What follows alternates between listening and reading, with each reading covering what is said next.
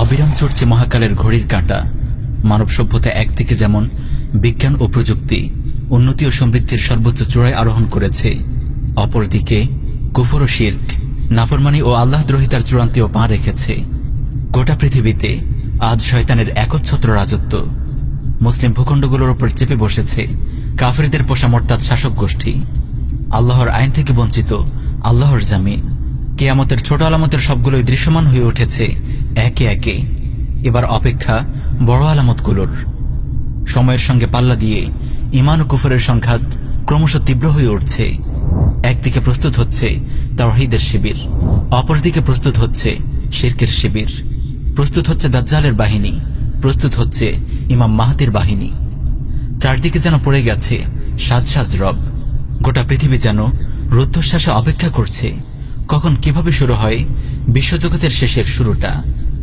শেষ জামানার হক বাতিলের চূড়ান্ত সংঘাতে এই মহাযুদ্ধের অন্যতম কেন্দ্রভূমি হল খোরাসান।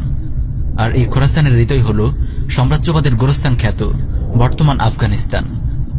প্রিয় মুসলিম উম্মাহ, আজ আমরা আলোচনা করব আফগান নিয়ে, আফগানের পরিচয় ও ইতিহাস ঐতিহ্য নিয়ে। কথা বলবো আফগানের জানবাজ মুজাহিদদের শতাব্দীকালব্যাপী সাম্রাজ্যবাদ বিরোধী জিহাদ নিয়ে। হাদিসের আলোকে আলোচনা করব একবিংশ শতাব্দীতে আফগানের চলমান জিহাদের অবস্থা, ফলাফল ও ভবিষ্যৎ নিয়ে। সেই সঙ্গে আফগানের ইতিহাসের আলোকে পৃথিবীর অন্যতম মুসলিম ভূখণ্ড বাংলাদেশের চলমান পরিস্থিতি ও ভবিষ্যৎ নিয়েও পর্যালোচনা করব। ওয়ামা তৌফিক ইল্লা বিল্লাহ।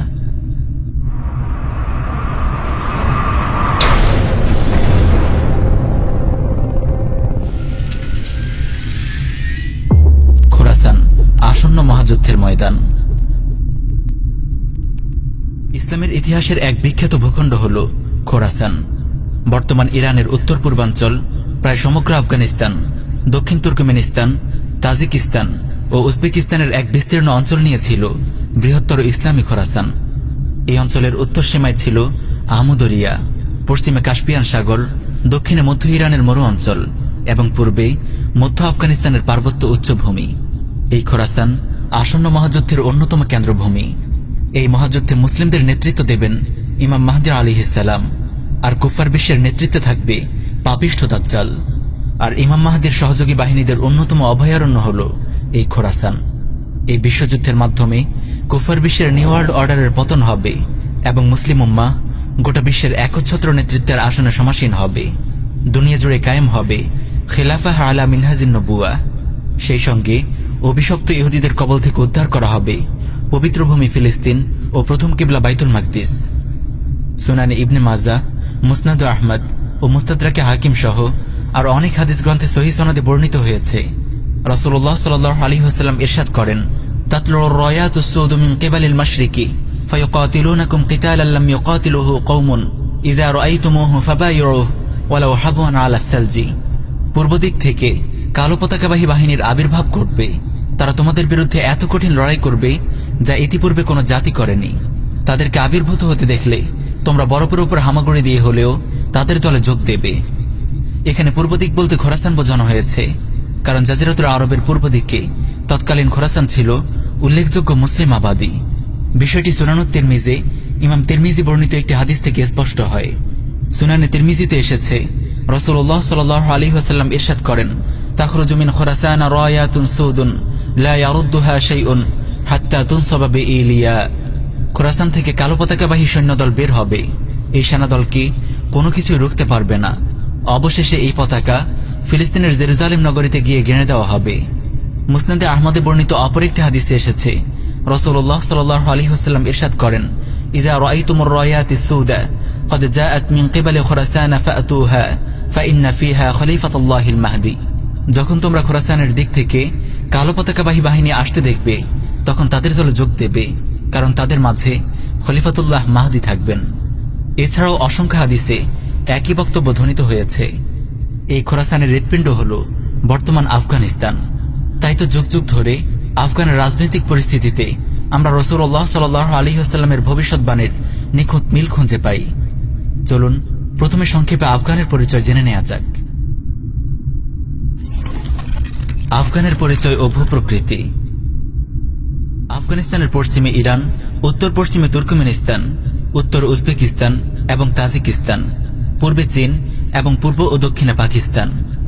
কাবুল আফগানের রাজধানী। রাজধানী ব্যতীত আফগানিস্তানের প্রধান শহর 4টি: জালালাবাদ, কান্দাহার, হেরাত ও মাজারি শরীফ। মোট 31টি প্রদেশ নিয়ে আফগান। মোট জনসংখ্যার 99.7% মুসলিম। আফগানের আয়তন 2,51,830 বর্গমাইল। আয়তনের দিক দিয়ে এটি বাংলাদেশ থেকে প্রায় 5 গুণ বড়। ওয়ার্ল্ডোমিটারের তথ্য অনুযায়ী 2020 সাল পর্যন্ত আফগানের জনসংখ্যা ছিল 3,89,28,000। আফগানের প্রধান ভাষা পশতুন ও ফার্সি। আফগানের সংখ্যাগরিষ্ঠ জনগণ হল পশতুন। তারা সাধারণত পড়াশোনা করতে যায় মিশরের আল আসহারে, ভারতের দারুল উলুম দেওবন্দে এবং পাকিস্তানের বিভিন্ন কওমি মাদ্রাসায়। প্রিয় দর্শক, এবার আমরা আলোচনা করব আফগানিস্তানের সংক্ষিপ্ত ইতিহাস নিয়ে। আফগান সাম্রাজ্যবাদের গোরস্থান। 642 খ্রিস্টাব্দে মহান সাহাবী সাদ বিন আবু ওয়াক্কাস রাদিয়াল্লাহু আনহুর নেতৃত্বে নাহওয়ানদের যুদ্ধে বিজয়ের মাধ্যমে আফগানে ইসলাম প্রবেশ করে। এরপর কেবল সামনে এগিয়ে চলা। ধীরে ধীরে পুরো আফগান উদ্ভাসিত হয় ইসলামের চোখ জোড়ানো আলোয়। সুলতান মাহমুদ গজনবীর স্মৃতি বিজড়িত এই আফগানের ইতিহাস নানান উত্থান পতনে ঘেরা। বীর মুজাহিদ আহমদ শাহ আবদালী রাহমাহুল্লাহ ছিলেন গোটা আফগানিস্তানের সর্বপ্রথম স্বাধীন সম্রাট। তিনি আফগানিস্তানকে একটি স্বতন্ত্র রাষ্ট্র রূপ দিয়েছিলেন। তার পূর্বে আফগান ছিল অন্য রাজ্য বা সাম্রাজ্যের অংশ বিশেষ। 1761 সালে শাহ ওয়ালিউল্লাহ মুহাদ্দিস দেহলভী রাহিমাহুল্লাহর আহ্বানে তিনি পানিপথের তৃতীয় যুদ্ধে মারাঠা শক্তির বিরুদ্ধে এক মোবারক জিহাদে অবতীর্ণ হন। এই অসম যুদ্ধে তিনি মুসলিমদের অস্তিত্বের জন্য হুমকি হয়ে ওঠা মুশরিক মারাঠা বাহিনীকে ছিন্ন ভিন্ন করে দেন। মারাঠারা চেয়েছিল ভারতের মুসলিম মুঘল সাম্রাজ্যের পতন ঘটিয়ে ভারত জুড়ে অখণ্ড হিন্দু রাজ্য প্রতিষ্ঠা করতে, কিন্তু আফগান বীর মুজাহিদ আহমদ শাহ আবদালী জিহাদ ফি সাবিলিল্লাহর মাধ্যমে মুশরিকদের এই স্বপ্ন ধূলিসাৎ করে দেন। প্রিয় উম্মাহ, ইতিহাস পুনরাবৃত্ত হয়। আজ আপনারা দেখছেন মারাঠাদের প্রেতাত্মা ভারতের হিন্দুত্ববাদী শক্তি আজ আবার অখণ্ড হিন্দু রাজ্য প্রতিষ্ঠার প্রস্তুতি নিচ্ছে। ভারতের রাষ্ট্রীয় মুশরিক বাহিনী এবং আরএসএস আর বাংলাদেশের হিন্দুত্ববাদী সরকার ইসকন ও হিন্দু মহাজোট সর্বশক্তি নিয়ে এগিয়ে যাচ্ছে উপমহাদেশের মাটি থেকে ইসলাম ও মুসলিমদেরকে নিশ্চিহ্ন করে দেওয়ার ঘৃণ্য পরিকল্পনা নিয়ে। এই সর্বনাশা বিপর্যয়কে রুখতে হলে বীর মুজাহিদ আহমদ শাহ আবদালীর মুজাহিদ বাহিনীর মতো মুসলিম উম্মাহকে আবারও জেগে উঠতে হবে জিহাদ ফি সাবিলিল্লাহর ঝান্ডা হাতে। প্রিয় দেশবাসী, জাতির জীবনে কখনো এমন সময় আসে যখন দিনের অন্য সব মেহনত ছাপিয়ে দাওয়াহ ইরদাদ ও জিহাদ ফি সাবিলিল্লাহর গুরুত্ব বড় হয়ে ওঠে। শাহ ওয়ালিউল্লাহ মুহাদ্দিস দেহলভী রাহিমাহুল্লাহ যখনই উম্মাহর এই অবস্থা দেখেছিলেন, তখনই তিনি জিহাদের অনিবার্যতার কথা বুঝতে পেরেছিলেন। তাই তো তিনি সঙ্গে সঙ্গে জিহাদি তৎপরতা শুরু করে দিয়েছিলেন। মুসলিম উম্মাহকে দাওয়াহ ইরদাদ ও জিহাদের পথে আহ্বান করেছিলেন। আহমদ শাহ আবদালীকে হিন্দুত্ববাদী মারাঠা শক্তির বিরুদ্ধে জিহাদের ময়দানে অবতীর্ণ হওয়ার আহ্বান জানিয়েছিলেন। আজ সেই হিন্দুত্ববাদীরা আবারও সংগঠিত হয়েছে। অখণ্ড ভারত প্রতিষ্ঠার সেই নাপাক উদ্যোগ আবার শুরু হয়েছে। আবারও তারা এই উম্মাহকে গিলে খাওয়ার জন্য তাদের কালো থাবা বিস্তার করেছে। এখন সময়ের সবচেয়ে গুরুত্বপূর্ণ প্রশ্ন হল, শাহ ওয়ালিউল্লাহর সন্তানদের দায়িত্ব এখন কি হবে? প্রিয় দর্শক, চলুন আমরা আফগানের ইতিহাস প্রসঙ্গে ফিরে আসি। বীর মুজাহিদ আহমদ শাহ আবদালী রাহিমাহুল্লাহের বংশধররা সাদজাই নামে পরিচিত ছিল।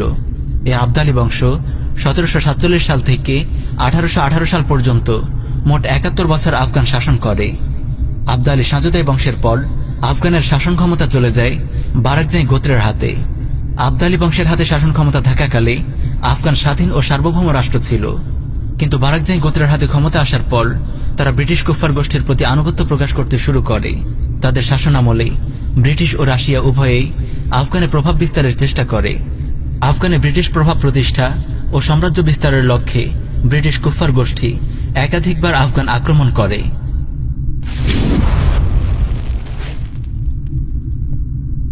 আফগানে ব্রিটিশ শাসন প্রতিষ্ঠার লক্ষ্যে 1838 সালে ইন্ডিয়ার গভর্নর জেনারেল লর্ড অকল্যান্ড আফগানের বিরুদ্ধে যুদ্ধ ঘোষণা করে। 1839 সালে তারা কাবুল দখল করে নেয়, কিন্তু সাম্রাজ্যবাদী কুফফার ব্রিটিশের এই আক্রমণ তাদের শতাব্দীর সবচেয়ে বড় সামরিক বিপর্যয়ের কারণ হয়। আফগান মুজাহিদদের হাতে একে একে নিহত হয় কমান্ডার আলেকজান্ডার বার্নাস ও সেনাপতি উইলিয়াম ম্যাকনাক্টেন সহ অসংখ্য উচ্চপদস্থ সেনা অফিসার। 1842 সালে কাবুল থেকে পালানোর পথে ব্রিটিশ সেনাবহরের ওপর হামলে পড়ে মুজাহিদ বাহিনী। কুফার ব্রিটিশ বাহিনীর 16,500 সৈন্যের প্রায় সবাই নিহত হয়। মাত্র একজন ব্রিটিশ কোনো ক্রমে যান নিয়ে জালালাবাদ ঘাঁটিতে ফিরতে সক্ষম হয়। সেই ভাগ্যবান সৈনিকটির নাম উইলিয়াম ব্রাইডন।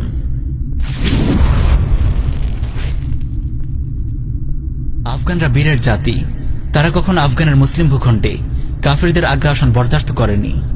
শাসকরা কখনো আনুগত্য স্বীকার করলেও বীর আফগানরা বারবার বিদ্রোহ করেছে।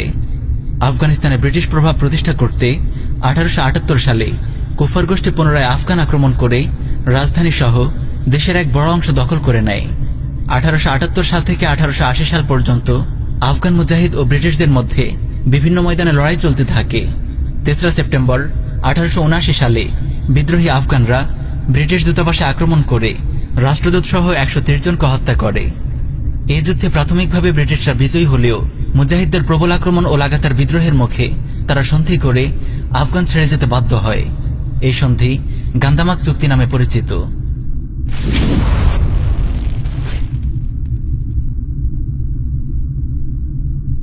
1919 সালে আফগানের ক্ষমতা দখল করে আমির আমানুল্লাহ খান।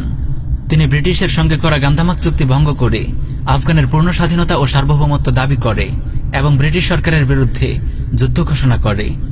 1919 সালে আফগান বাহিনী ব্রিটিশ ইন্ডিয়ায় আক্রমণ করে। একটি যুদ্ধবিরতি চুক্তির মাধ্যমে এই যুদ্ধ শেষ হয়। এই যুদ্ধের মাধ্যমে আফগানরা একটি স্বাধীন জাতি হিসেবে স্বীকৃতি লাভ করে।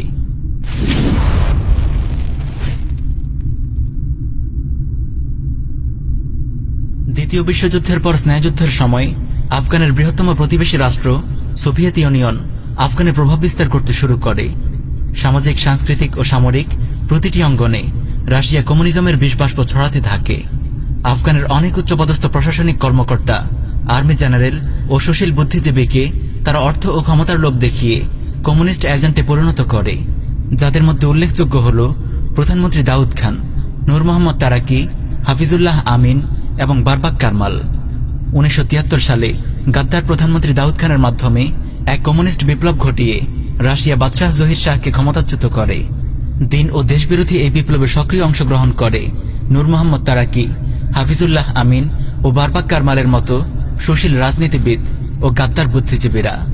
এভাবে আফগানের গতিতে চড়ে বসে রাশিয়ার 5টা গাদ্দার গোলাম সরকার। 1973 সালে কমিউনিস্ট মদতপুষ্ট গাদ্দার দাউদ খান ক্ষমতা দখলের 6 বছর পর 1979 সালে সোভিয়েত বাহিনী সরাসরি আফগানিস্তানে আগ্রাসন চালায়। দেশবিরোধী ক্ষমতালোভী গাদ্দার দাউদ খানকে ক্ষমতায় আনার অনেক পূর্ব থেকে সোভিয়েত কমিউনিস্টরা আফগানের রাষ্ট্র ও সমাজ কাঠামোতে আরো খুলে বললে সরকার, প্রশাসন, সেনাবাহিনী ও বুদ্ধিজীবী মহলে বিপুল পরিমাণ রাষ্ট্র ও দিনবিরোধী গাদ্দার এবং মির্জাফর তৈরি করে রাখে।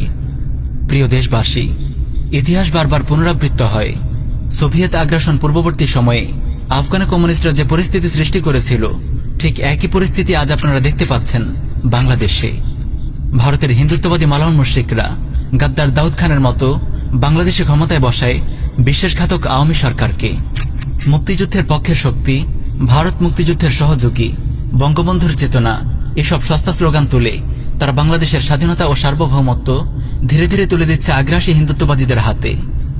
দেশের পরিস্থিতির দিকে তাকালে আপনারা পরিষ্কার বুঝতে পারবেন, সামরিক আগ্রাসনের পূর্বে কমিউনিস্ট সোভিয়েত যেভাবে আফগানের রাষ্ট্র ও সমাজ কাঠামোতে অসংখ্য মির্জাফর তৈরি করেছিল, ঠিক তেমনি হিন্দুত্ববাদী ভারতও বাংলাদেশের সরকার, প্রশাসন, সেনাবাহিনী, মিডিয়া ও বুদ্ধিজীবী মহলে দেশের মাটি ও মানুষের সঙ্গে বিশ্বাসঘাতকতাকারী অসংখ্য গাদ্দার তৈরি করেছে। হিন্দুত্ববাদী মুশরিকদের পেইড এজেন্ট এই গাদ্দারদের জেনে রাখুন। যুদ্ধের চেতনা, মুক্তিযুদ্ধের চেতনা, স্বাধীনতার মূল চেতনা, এই মুক্তিযুদ্ধের চেতনা, মুক্তিযুদ্ধের চেতনা, এই মুক্তিযুদ্ধের যে চেতনা, কিন্তু মুক্তিযুদ্ধের চেতনা জিনিসটা কি? যারা মুক্তিযুদ্ধের চেতনার নামে অর্থ ও ক্ষমতার লোভে হিন্দুত্ববাদী ভারতের কাছে এদেশের মাটি ও মানুষকে তুলে দেওয়ার চক্রান্ত করছে, বাংলাদেশে হিন্দুত্ববাদী শক্তির উগ্র অভ্যুত্থান এবং মুক্তিযুদ্ধের গালভরা স্লোগান তোলা মির্জাফরদের দিনবিধ্বংসী ও দেশবিরোধী চক্রান্ত নিয়ে আমরা ইনশাআল্লাহ আলাদা ডকুমেন্টারিতে আলোচনা করব। চলুন সোভিয়েত আফগান যুদ্ধে ফেরত যাওয়া যাক। দাউদ খান প্রেসিডেন্ট হওয়ার পর অল্প কয়েক বছরের মধ্যেই সোভিয়েত গাদ্দারদের মাঝেই ক্ষমতা নিয়ে দ্বন্দ্ব শুরু হয়ে যায়। 1978 সালে 30 এপ্রিল রাষ্ট্রপতি ভবনে ট্যাঙ্ক চালিয়ে দাউদ খান পরিবারের সকল সদস্যকে হত্যা করে ক্ষমতা দখল করে নূর মোহাম্মদ তারাকি। কমিউনিস্টদের 5টা গোলাম তারাকি ক্ষমতা হাতে পেয়ে সমাজতন্ত্রকে রাষ্ট্রীয় আদর্শ হিসেবে গ্রহণ করার ঘোষণা দেয়। 1979 সালের 14 সেপ্টেম্বর আরেক গাদ্দার উপপ্রধানমন্ত্রী হাফিজুল্লাহ আমিন তারাকিকে অপসারণ করে নিজেই প্রধানমন্ত্রী হয়। ক্ষমতাচ্যুত করার পরেই তারাকিকে হত্যা করা হয়। 1979 সালের 25শে ডিসেম্বর আগ্রাসী সোভিয়েত বাহিনী আফগানে প্রবেশ করে। সোভিয়েত বাহিনী প্রবেশের 2 দিন পরেই আরেক গাদ্দার বারবাক কারমাল হাফিজুল্লাহ আমিনকে হত্যা করে রাষ্ট্র ক্ষমতা দখল করে। অল্প সময়ের ব্যবধানে 3 জন আফগান প্রেসিডেন্ট দাউদ খান, নূর মোহাম্মদ তারাকি ও হাফিজুল্লাহ আমিনের হত্যাকাণ্ড সমাজতন্ত্রের নৃশংসতার এক জ্বলন্ত দৃষ্টান্ত। যারা দেশের মাটি ও মানুষের সঙ্গে গাদ্দারি করে তাদের পরিণতি এমনই হয়। এরা 3 জনই ছিল রাশিয়ার অনুগত ভৃত্য এবং কমিউনিজমে বিশ্বাসী। এখান থেকে বাংলার গাদ্দারদেরও শিক্ষা নেওয়ার আছে। প্রিয় দেশবাসী, ইতিহাস বারবার পুনরাবৃত্ত হয়। কমিউনিস্ট সোভিয়েতের পদলেহী গাদ্দার দাউদ খান, নূর মোহাম্মদ তারাকি এবং হাফিজুল্লাহ আমিনরা যখন আফগানের রাষ্ট্র ক্ষমতা দখল করে একের পর এক দিন বিধ্বংসী পদক্ষেপ গ্রহণ করতে থাকে, তখন দেশের সাধারণ মুসলিম তাওহীদি জনতা, বিশেষ করে আলিম সমাজ ও মাদ্রাসার ছাত্ররা প্রতিবাদী মুখর হয়ে ওঠেন। কিন্তু এসব গাদ্দার শাসক গোষ্ঠী তাদেরকে কঠোরভাবে দমন করে। প্রেসিডেন্ট তারাকি হাজার হাজার তাওহীদবাদী মুসলিম ও ওলামা তলাবাকে গ্রেফতার করে এবং 27,000 রাজনৈতিক বন্দীকে মৃত্যুদণ্ড দেয়। ফলে আফগানের তাওহীদি জনতা, ওলামা তলাবা এসব মোরতাদ শাসক গোষ্ঠীর বিরুদ্ধে সশস্ত্র জিহাদি কার্যক্রম শুরু করে। প্রিয় দেশবাসী, হুবহু একই দৃশ্য কি আপনারা বাংলাদেশে দেখতে পাচ্ছেন না? আজ ভারতের হিন্দুত্ববাদী মুশরিকদের ছত্রছায়ায় গাদ্দার হাসিনা সরকার দেশব্যাপী সন্ত্রাস ও ত্রাসের রাজত্ব প্রতিষ্ঠা করেছে। একের পর এক ইসলাম বিধ্বংসী পদক্ষেপ গ্রহণ করছে। তাওহীদবাদী মুসলিমদের ওপর নির্বিচারে গুলিবর্ষণ করছে। আলিম ওলামা ও তালিব ইলমদের গণহারে গুম, খুন ও গ্রেফতার করে নির্যাতন করছে। কমিউনিস্ট আগ্রাসনের পূর্বে আফগানে ঠিক যে অবস্থা বিরাজ করছিল, আজ হিন্দুত্ববাদী আগ্রাসনের পূর্বে বাংলাদেশেও হুবহু একই দৃশ্য দেখা যাচ্ছে। রুশ বাহিনী আফগানিস্তানে আনুষ্ঠানিকভাবে প্রবেশের পূর্বে অনেক রুশ সৈন্য আফগান সরকারি বাহিনীর পোশাক পরে আফগানে ইসলাম ও মুসলিম বিরোধী কর্মকাণ্ড চালিয়েছিল। বর্তমানে বাংলাদেশেও একই দৃশ্য দেখা যাচ্ছে। ভারতের মালাউন মুশরিক বাহিনীর অনেক সদস্য এবং গোয়েন্দা সংস্থা রয়ের অসংখ্য এজেন্ট আজ বাংলাদেশের সামরিক বাহিনীর পোশাক পরে এদেশের ইসলামী শক্তির মেরুদণ্ড ভেঙে দেওয়ার কাজ করছে।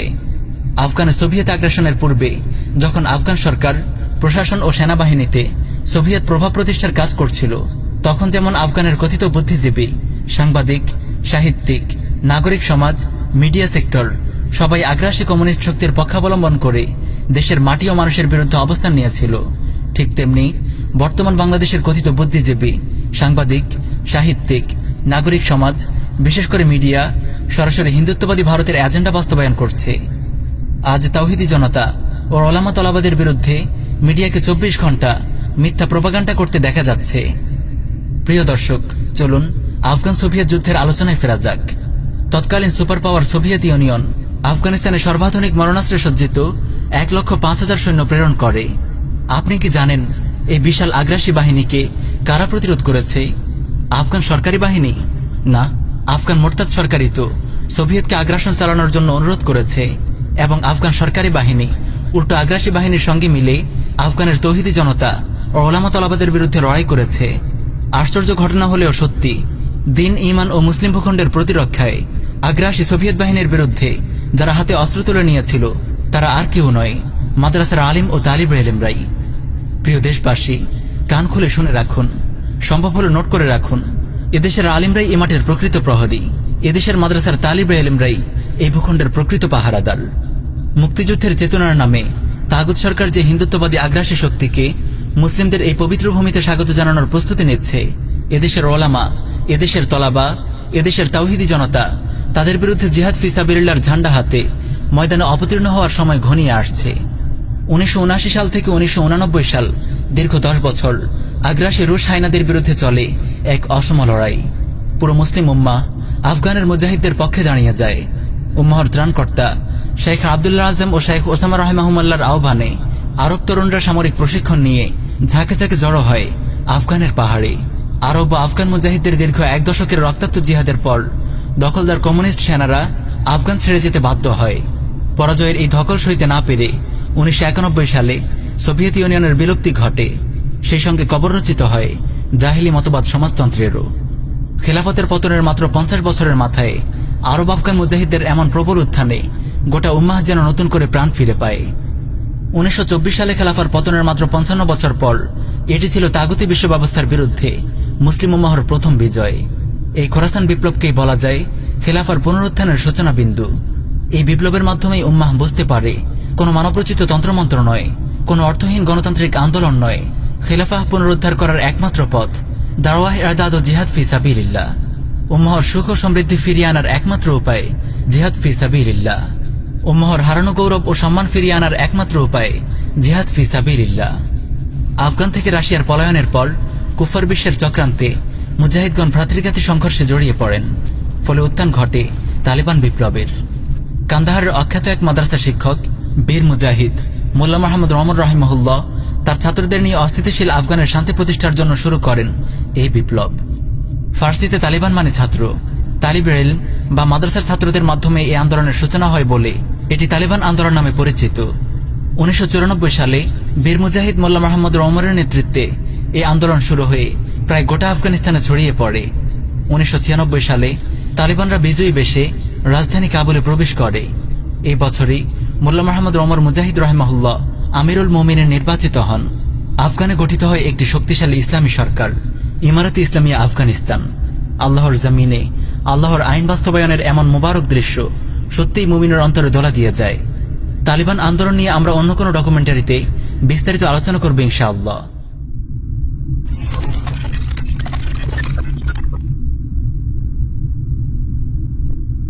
কথিত সুপার পাওয়ার সোভিয়েত ইউনিয়নের পতনের পর 90-এর দশকে ইসলামী খেলাফার স্বপ্নদ্রষ্টা মুজাহিদ নেতৃবৃন্দ নতুন উদ্যমে ঝাঁপিয়ে পড়ে ইরদাদ ও জিহাদের এক নতুন ময়দানে।